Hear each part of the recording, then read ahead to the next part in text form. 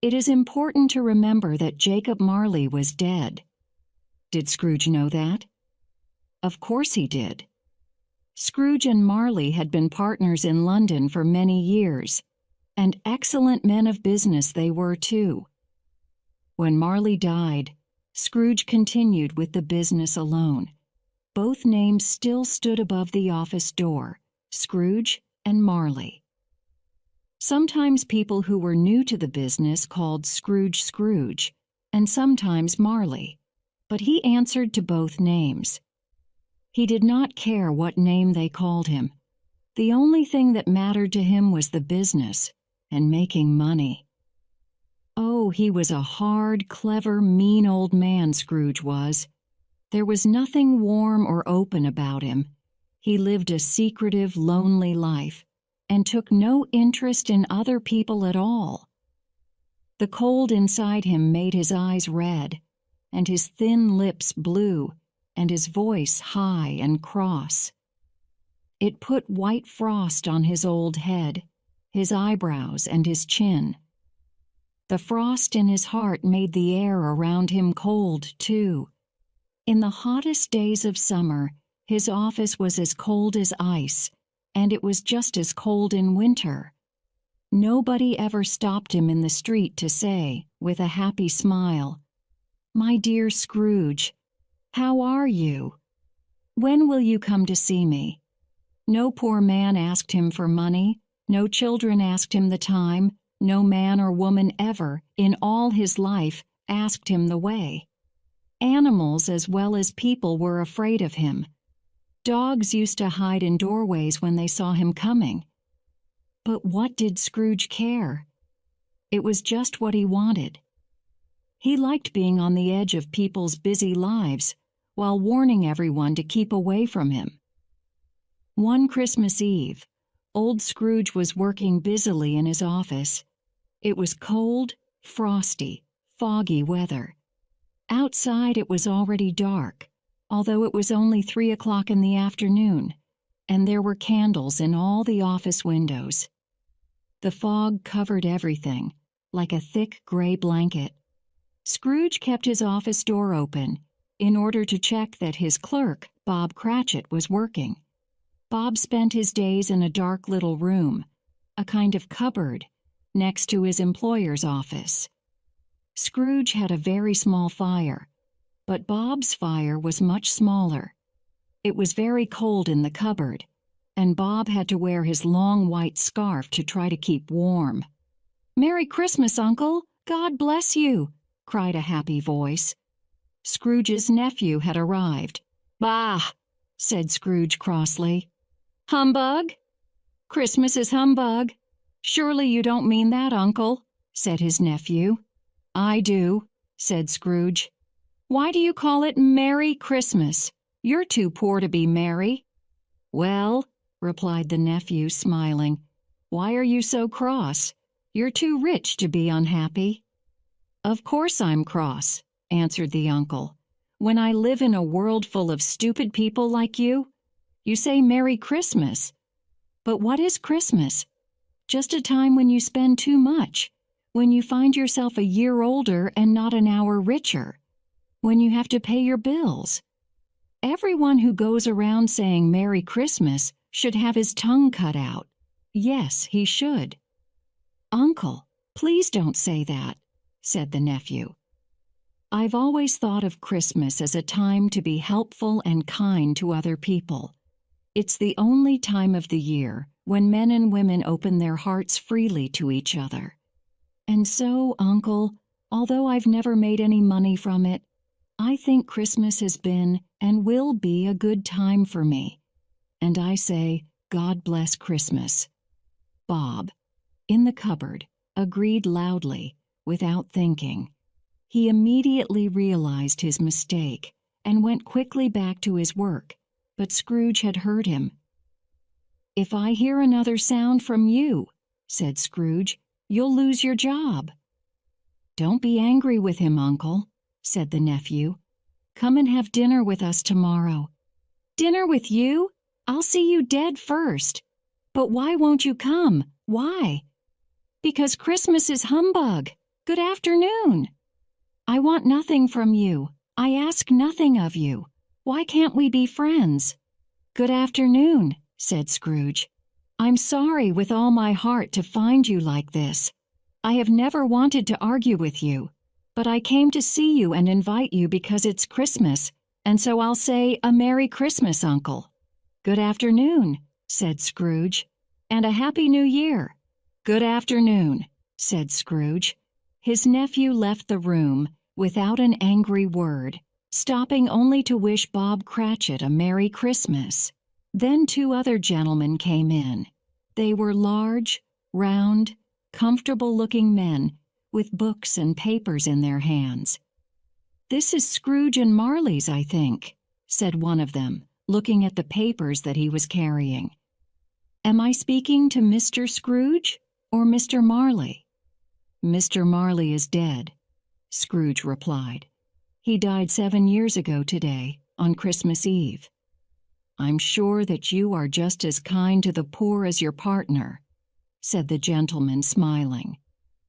What was true was that Scrooge was just as mean as Marley, and Marley had been just as mean as Scrooge. At this happy time of year, Mr. Scrooge, the gentleman went on, taking up his pen, we should help poor people who have no food or clothes or homes. Are there no prisons? Asked Scrooge coldly. Plenty of prisons, said the gentleman. And the workhouses, where poor people can live and work? Are they still open? Yes, they are, I'm sorry to say. I'm happy to hear it, said Scrooge. I thought, from what you said at first, that perhaps these useful places were closed, for some reason. But some of us feel, replied the gentleman, that these places don't offer enough to poor people. We're hoping to give some meat and drink and wood for a fire to people who need all these things. This is a time when we should all be able to enjoy ourselves. How much will you give, sir? Nothing, Scrooge replied. I don't have a Merry Christmas myself, and I won't pay for other people to be merry. We all have to pay for prisons and workhouses. They cost enough. The poor will have to go there. Many can't go there, and many prefer to die. If they prefer to die, why don't they die then? There are too many people in the world, so it's a good thing if some of them die. All this is none of my business. It's enough for a man to understand his own business and not to think about other people's. I'm a very busy man. Good afternoon, gentlemen. The gentlemen shook their heads a little sadly and left the office. Scrooge went back to his work, feeling pleased with himself. Now the fog was at its thickest outside, and the cold was biting. Lights shone brightly from the shop windows. People were hurrying here and there, rich and poor alike, to buy what they needed for tomorrow's Christmas dinner. At last it was time to close the office. Scrooge got up slowly from his desk. Bob was waiting for this moment, and he immediately put on his hat.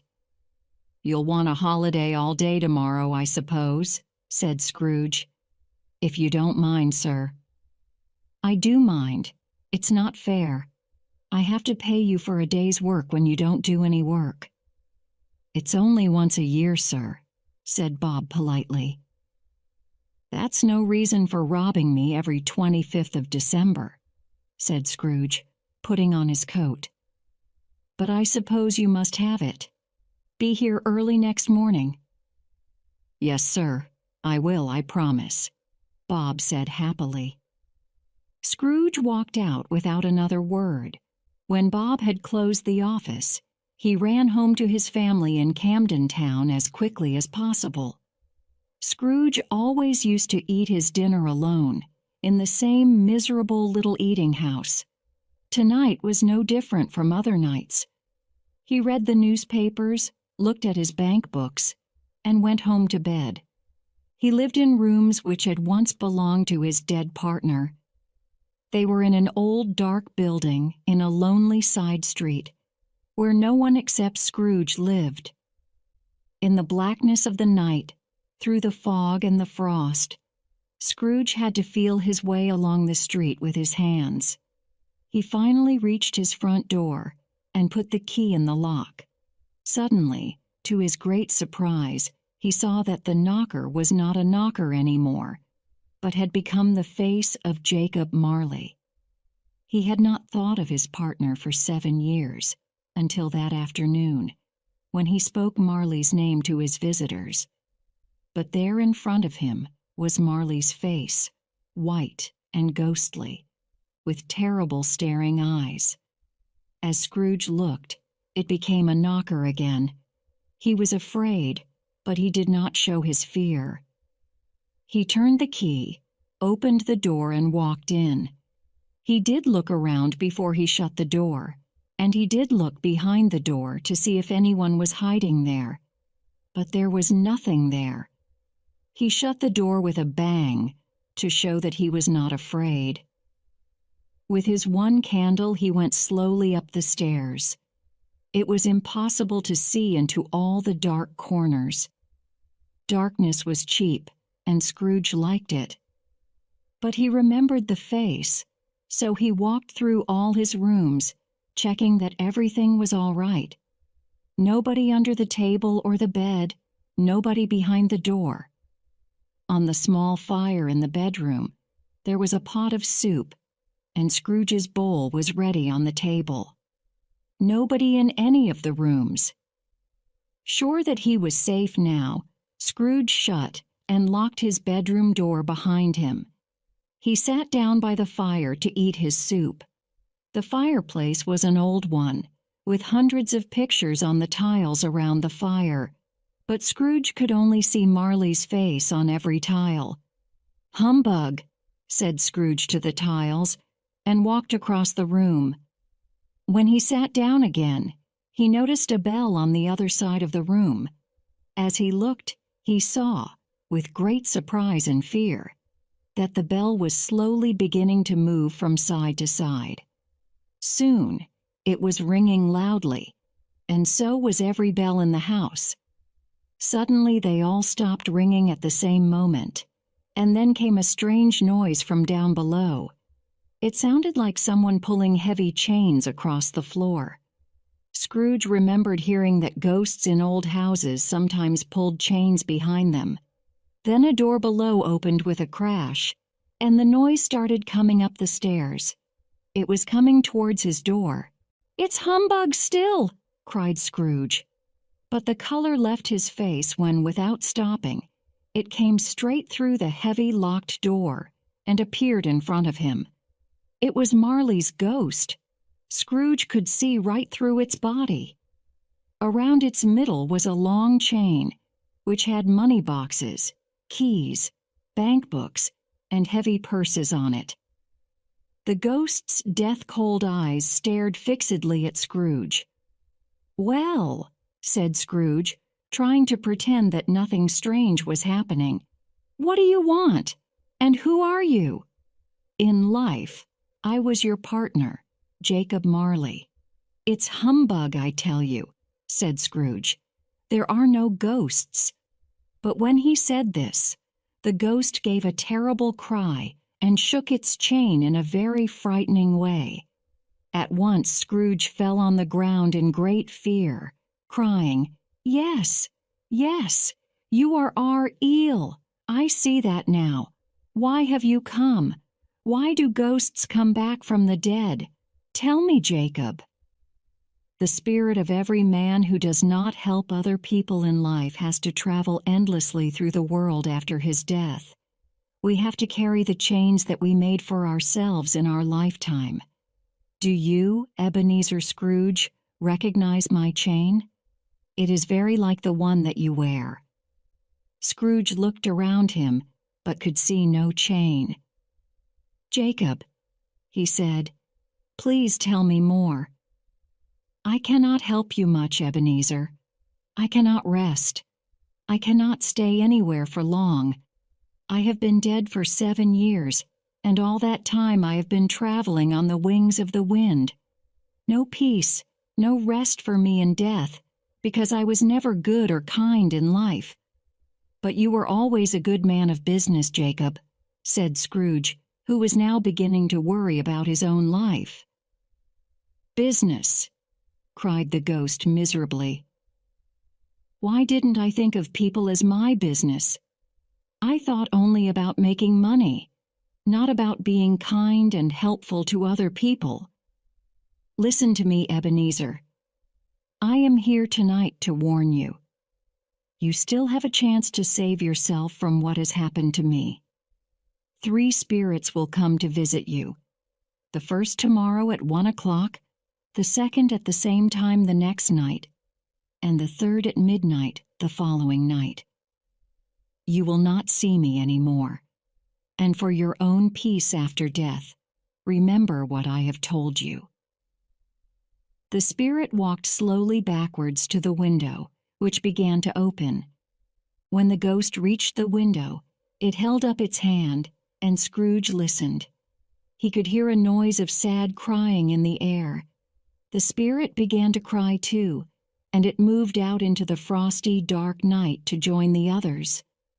Scrooge ran to the window.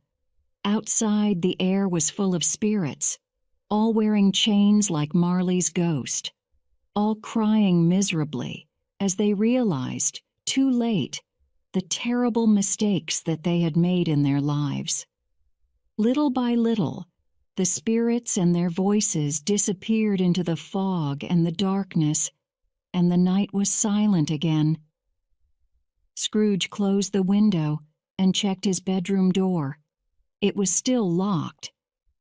He started to say, "Humbug," but stopped suddenly. Perhaps because he was very tired, or because it was late, he went straight to bed, without taking off his clothes, and fell asleep immediately. When Scrooge woke up, it was very dark in the room. He heard the church clock start striking, and listened to see what the time was. To his great surprise, the heavy bell went on, striking up to 12, then stopped. 12 o'clock. It was past 2 in the morning when he had gone to bed. The clock must be wrong. He looked at his watch. It said 12 o'clock too. "Have I slept all day? Is it the next night already?" Scrooge asked himself. "Or has something happened to the sun? Perhaps it's midday, not midnight. But that's impossible." He climbed out of bed and felt his way to the window, but there was nobody outside in the dark, foggy streets, and he realized it must be nighttime. He went back to bed again, but could not sleep. He was worried because he could not understand what was happening. Was Marley's ghost a dream? He wondered. But it seemed very real. He lay awake until he heard the clock striking 1/4 to the hour. Suddenly, he remembered. The ghost had warned him that a spirit would visit him at 1 o'clock. He decided to stay awake until 1 o'clock had passed. The 1/4 of an hour passed very slowly, but at last he heard the clock striking the 4 quarters. "It's 1 o'clock," cried Scrooge delightedly, "and nothing has happened." But he spoke before the hour bell had sounded. The clock now struck a deep, sad one, and immediately light shone into Scrooge's bedroom. The curtains round his bed were pulled open. Scrooge sat up in bed and stared at his ghostly visitor. A strange figure, half like a child, half like an old man, looked back at him. It had long white hair, but its skin was soft and young. It wore a short white robe, covered with both summer and winter flowers. But the strangest thing about it was that from the top of its head shone a bright, clear light. Perhaps this light was sometimes too bright, because under one arm it carried a hat, which looked like a large extinguisher. "Who and what are you, sir?" asked Scrooge. "I am the ghost of Christmas past," replied the spirit, in a soft, gentle voice. "Do you mean long ago in the past?" asked Scrooge. "Number your past." "Spirit, please tell me why you are here." "I am here for your own good," answered the ghost. "Thank you," replied Scrooge politely. But secretly he thought, "Bah! A night of unbroken sleep is a more useful thing to have." The spirit seemed to hear hint thinking and said at once, "I am here to help you change your life. Watch and listen." It put out a strong hand and held Scrooge by the arm. "Get up and come with me." It was dark and cold outside. Scrooge did not want to go anywhere, and for a moment he thought about pretending to be too ill to go out. But he did not like to refuse, so he said nothing and got out of bed. Together they passed through the wall of the house out into the darkness. Suddenly Scrooge realized they were standing on an open country road, with fields on each side. London, the fog and the darkness had all disappeared, and it was a clear, cold winter day with snow on the ground. "Good heavens!" cried Scrooge. "I was born near here. I remember it well." The spirit looked kindly at the old man. "How strange that you've forgotten it for so many years. What is that on your face? Are you crying?" Scrooge put a hand over his eyes. "It's nothing. I've got a cold, that's all. Take me where you want, spirit." Scrooge recognized every field, post, and tree as they walked along the road towards a little market town. All around them were young schoolboys on horses and in farmers' carts, laughing and wishing each other a Merry Christmas as they traveled to their homes for the Christmas holiday. "They are only shadows from the past," said the spirit. "They cannot see us." Scrooge knew and named all of them. Why was he so delighted to see them? Why did his cold heart beat faster when they went past, shouting, "Merry Christmas"? What was Merry Christmas to Scrooge? What good had it ever done to him? "Not everyone has left the school," said the ghost. "There is one lonely child there still, one child whose friends have all gone." "I know," said Scrooge, and now he was crying openly. They turned into a smaller road and soon came to the school. Inside, in the long, cold, silent classroom, a lonely boy sat reading near a small fire. When he saw his poor, forgotten past self, Scrooge sat down at one of the desks, put his head in his hands, and cried. "Poor boy, I wish, but it's too late now." "What's the matter?" asked the spirit. "There was a boy singing Christmas carols at my door yesterday. I'm sorry I didn't give him anything, that's all." The ghost smiled and lifted its hand, saying, "Let's see another past Christmas." The schoolroom became darker and dirtier. There was the young Scrooge again, a little older and bigger than before. He was not reading this time, but was walking up and down, looking very unhappy. The door opened, and a little girl, much younger than him, came running in. Putting her arms round his neck, she said lovingly to him, "I've come to bring you home, dear brother. Father is so much kinder than he used to be. The other day I asked him if you could come home, and he said yes. And we're going to spend Christmas together and have the merriest time." She was laughing delightedly as she began to pull him towards the door. They went out happily together, hand in hand. "What a warm heart she had," said the ghost. "You're right," said Scrooge. "I agree with you, spirit." "She married, I understand," continued the ghost, "and had children, I think, before she died." "One child," answered Scrooge. "True," said the ghost. "Your nephew." Scrooge did not answer at once. "Yes," he said at last. Now the school had disappeared, and they were in the middle of a busy town, with shadowy crowds and carts all around them. Here it was Christmas time again, but it was evening, and there were lights in the shops and streets. The ghost stopped at an office door. "Do you know this place, Scrooge?" he asked. "Know it!" cried Scrooge. "Why, I was a clerk here." They went in, and when they saw a large, kind-looking old gentleman sitting at a high desk, Scrooge cried excitedly, "Good heavens, it's old Fezziwig! God bless him! It's Fezziwig alive again!" Old Fezziwig put down his pen and looked at the clock. Fastening his coat buttons over his fat stomach, he started laughing as he called out in a rich, deep, happy voice, "Ebenezer! Dick! 7 o'clock! No more work tonight! It's Christmas Eve, remember?" The young Scrooge hurried in with another clerk. "That's Dick Wilkins," said Scrooge quietly to the ghost. "He always liked me. Oh dear, poor Dick." Together the two young clerks put away all the pens and papers, and following Fezziwig's orders, cleared all the furniture away from the center of the room. In came a fiddler.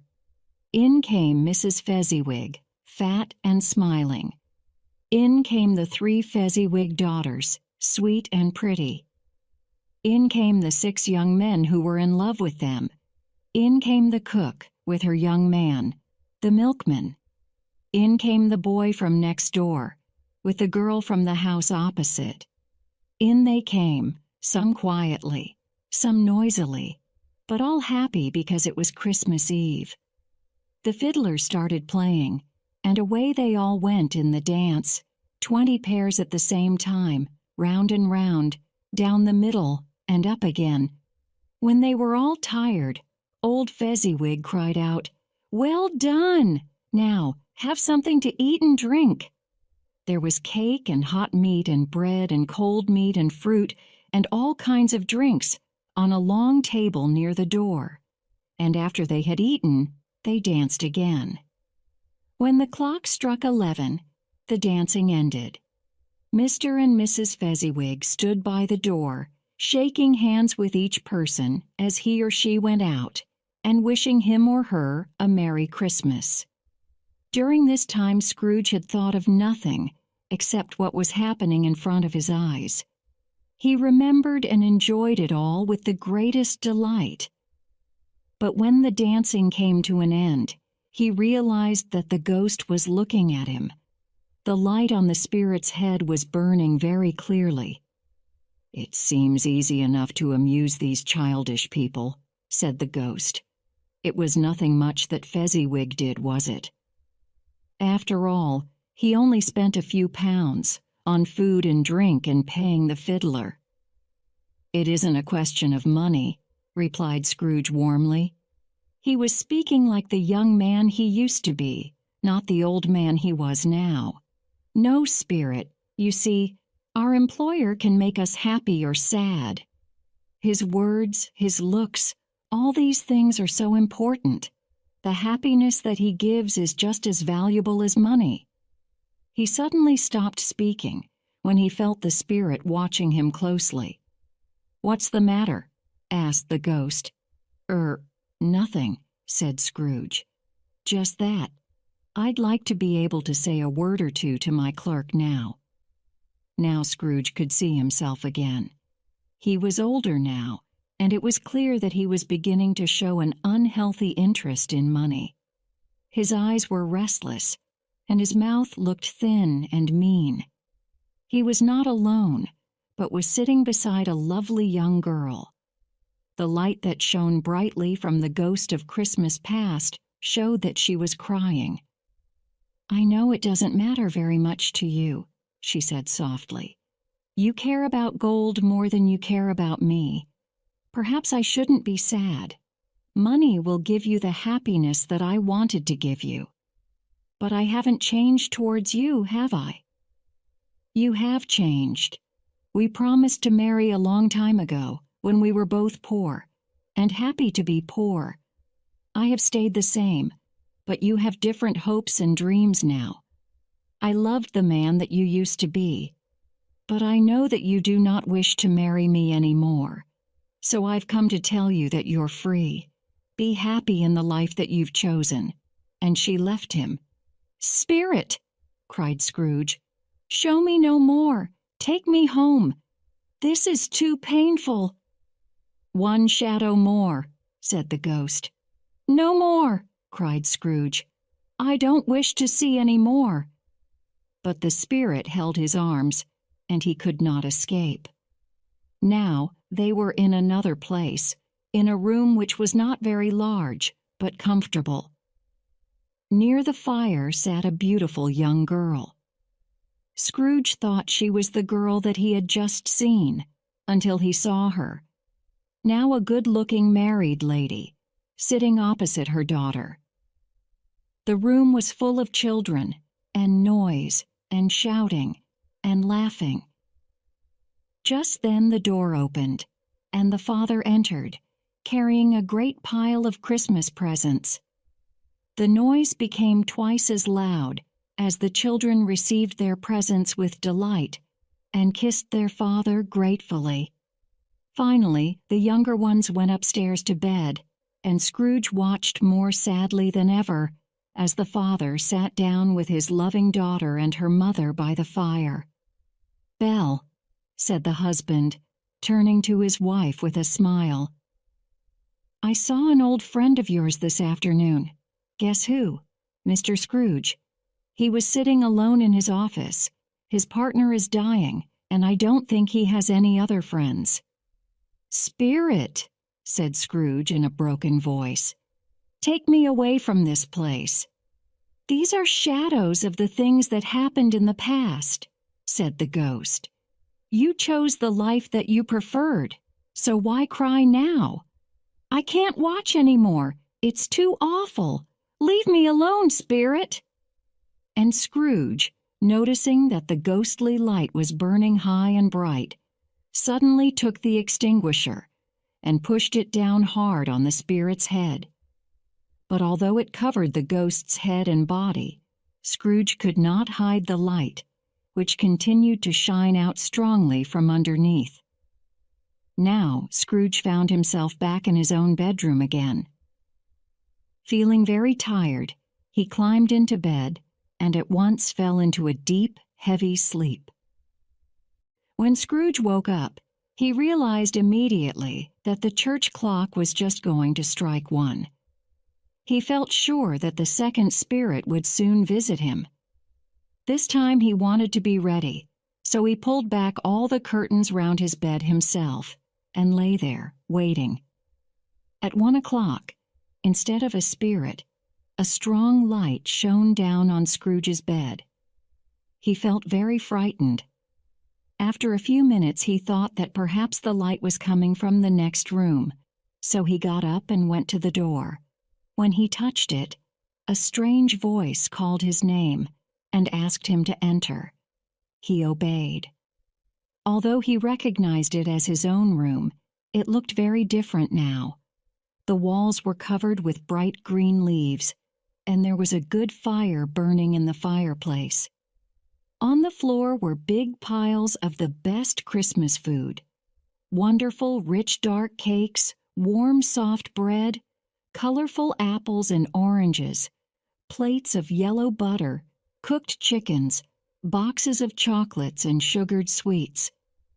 Sitting beside all this was a large smiling spirit, who called out cheerfully to Scrooge, Come in, man.